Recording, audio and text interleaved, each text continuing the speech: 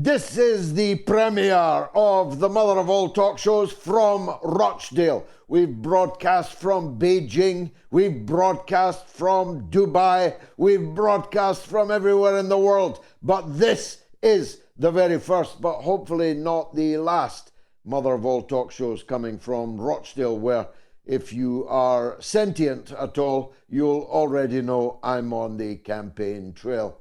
The hopes of my opponents, and indeed the hopes of the United States Presidents Joe Biden and his Democratic Party, have been dashed on the rocks of Benjamin Netanyahu's obduracy just in the last hour or two. There will be no ceasefire in Gaza. He has vowed, Netanyahu, that the war will continue until complete and decisive victory. His words, not mine. That complete and decisive victory looks far enough away, but more than 100,000 Palestinians are now dead, maimed, or missing under the rubble. It is a terrible price to pay to keep Benjamin Netanyahu out of prison. But it does pose everybody a very significant question. I saw a video just this evening of a couple of Labour canvassers going around my constituency here in the by-election in Rochdale, lying to the voters that Labour supports a ceasefire. When the gentleman asked them, how long have you been supporting a ceasefire? They answered, well, about 3 weeks ago. But this has been going on since October the 7th, and Labour has opposed a ceasefire until, in their words, about 3 weeks ago.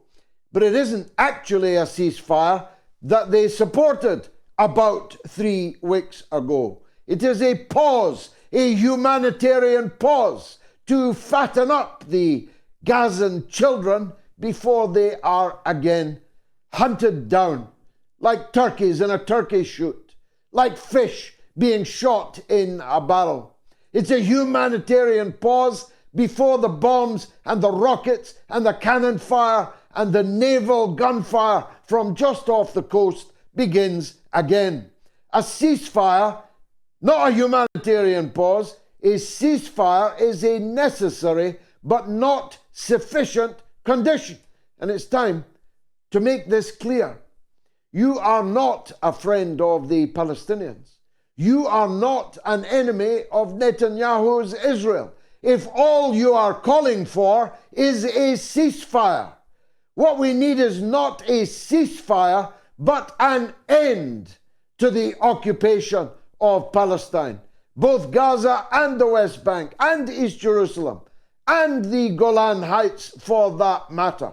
An end to the siege, the withdrawal of all Israeli forces from Palestinian land, if necessary, their replacement by United Nations forces in those territories. After all, occupied territory is the responsibility of the United Nations. What's needed is a Palestinian state right now.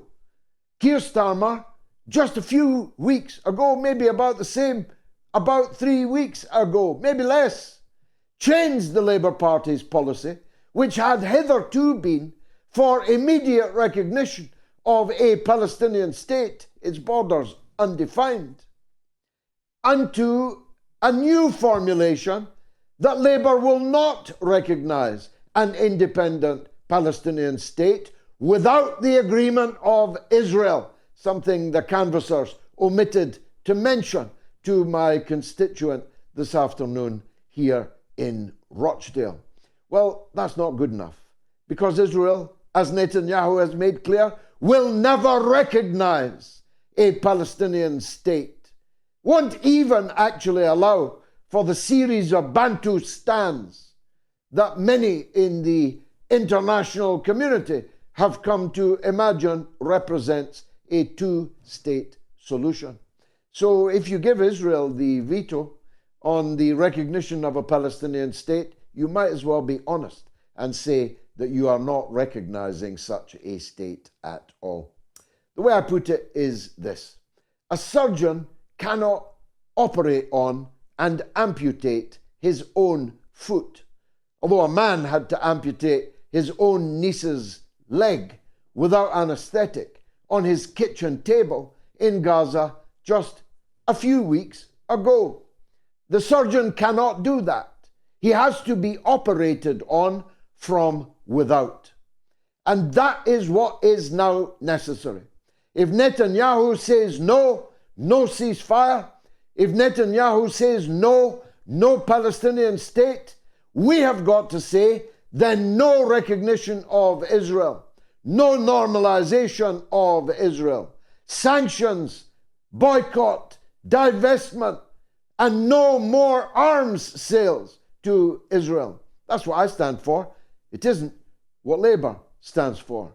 And it sure as heck ain't what the Democrats or the Republicans in the United States of America stand for. I'll be quite honest. I'm for the liberation of the Palestinian people, not a cease in the fire of murdering them, a fire that has burned for 76 years. I'm for the victory of the Palestinian people over their foreign occupiers and the collaborators in Western countries who've made it all possible. That marks me out as different from others, I'll grant you. And when I started out, more than 50 years ago, saying exactly that, unwaveringly that was a very minority sport. You could have filled this studio and not much more with all the supporters in Britain at that time of the PLO. Now you couldn't fit us all into Hyde Park. You couldn't fit us all into Hyde Park plus Mayfair, plus Westminster, plus Piccadilly. You cannot actually now count the number of Palestinian supporters who support justice and liberation for the Palestinian people in Britain. There are now too many of us. And many of them are here in Rochdale. And that will prove decisive when the by-election comes on the 29th of this month.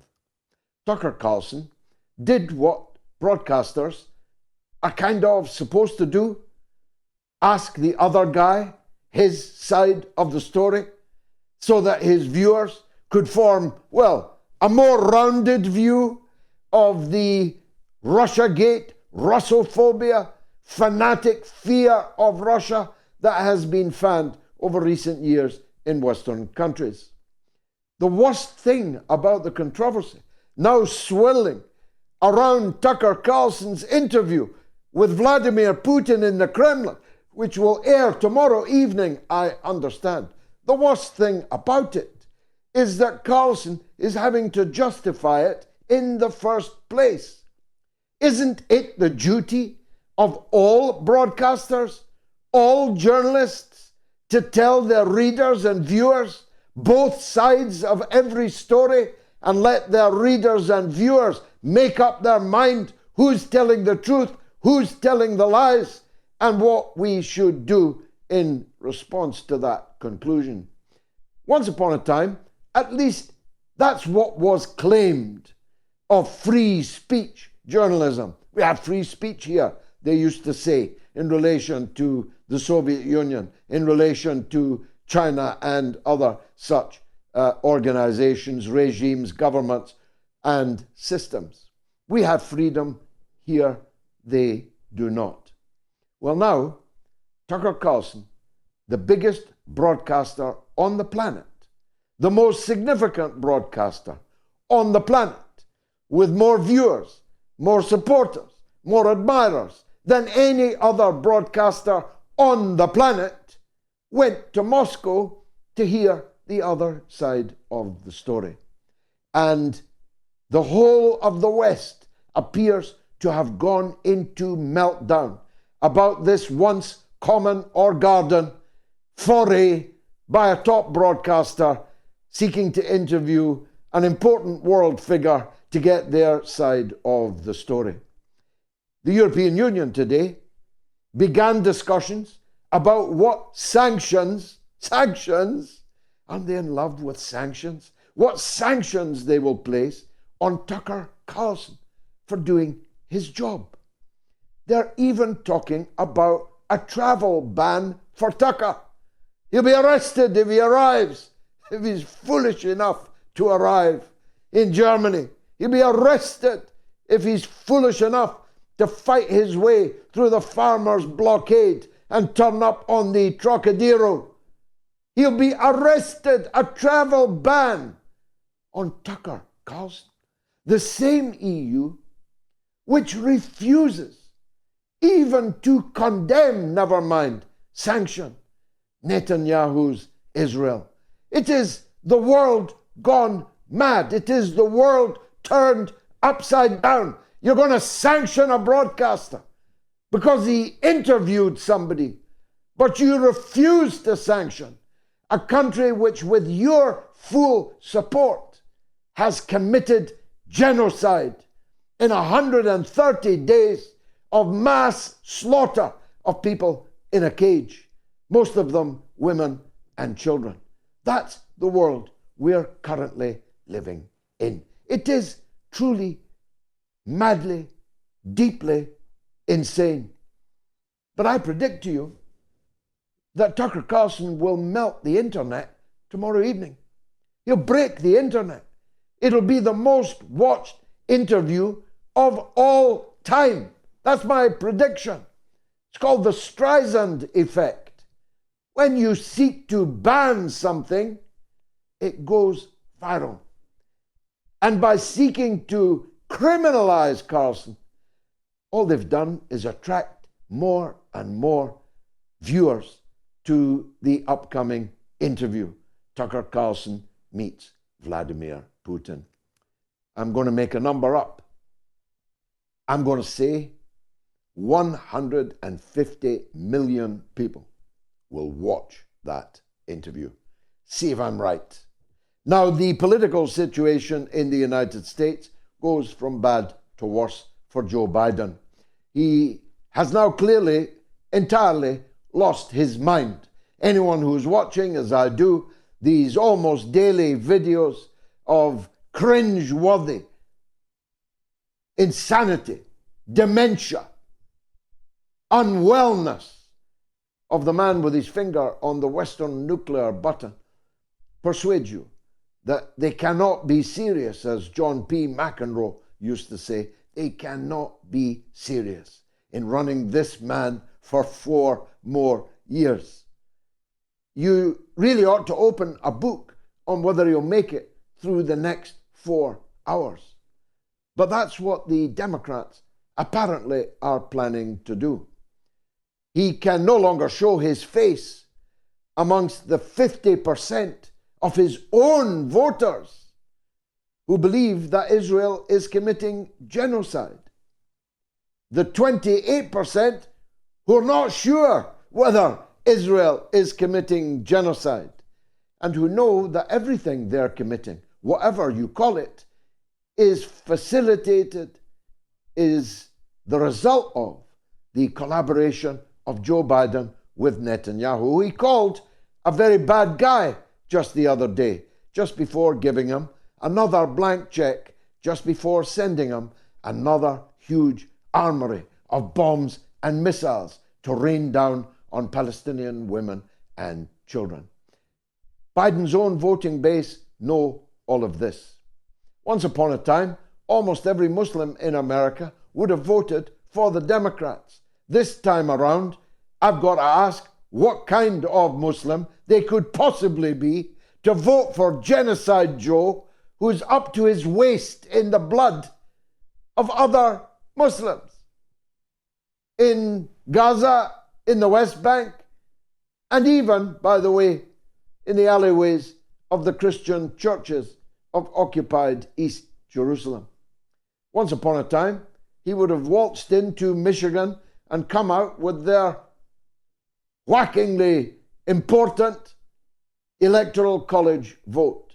Now he can't even show his face amongst the public in the state of Michigan, which has a huge Arab population, a huge Muslim population, and a huge number of non-Arab, non-Muslims who just hate genocide, who just hate looking at massacres all day on their telephone, on their computer screen, definitely not on their television screen. So he can't go to Michigan. He's lost Michigan. And for a Democrat to lose Michigan effectively means they've lost the White House. And that's what I want to highlight now. I made a joke about it on Sunday's show. Donald Trump is in serious danger of being terminated with extreme prejudice.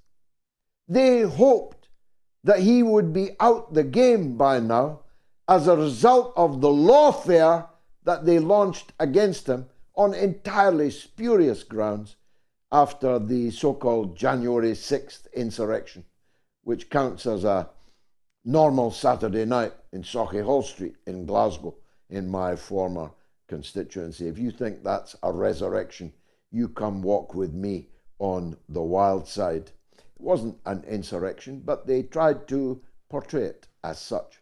And therefore, the lawfare they launched has now failed. They're not going to get him in jail before November. It kind of leaves only one option. And you all know what option that is. So if I was Donald Trump, fool that he is, I'd give him this advice. Get some bodyguards. Russian bodyguards are reputedly the best. Stay out of open-top limousine car cavalcades and make sure that you have a successor in mind. I've only time to deal with one other issue, and it pains me. I was the Member of Parliament for a Royal Navy warship building yard at Yarrows on the Clyde for decades.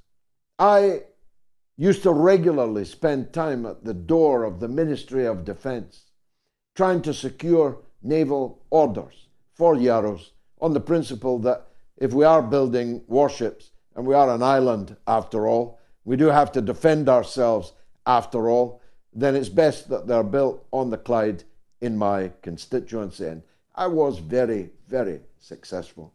I secured Type 23 frigate after frigate after frigate, on one occasion winning the order for every single boat in the batch. I was very good at that job, getting things for my constituents.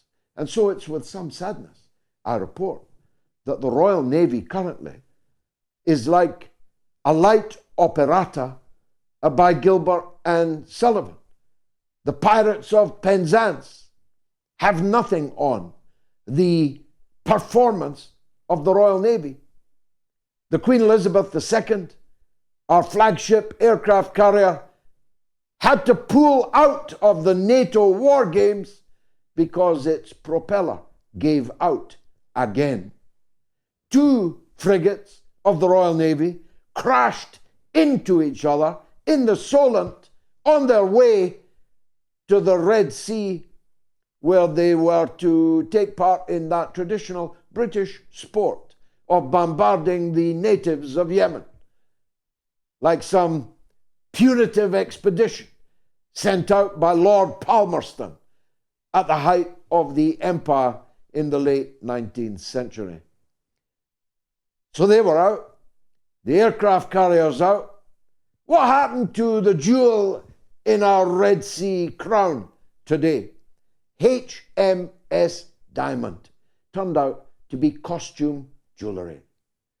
HMS Diamond has been hit so often by the tribesmen in the hills of Yemen, the Houthi that they tried to describe to us as some kind of primitive savages, have hit HMS Diamond so many times it has now had to retire from the theatre of operations and limp homewards to think again.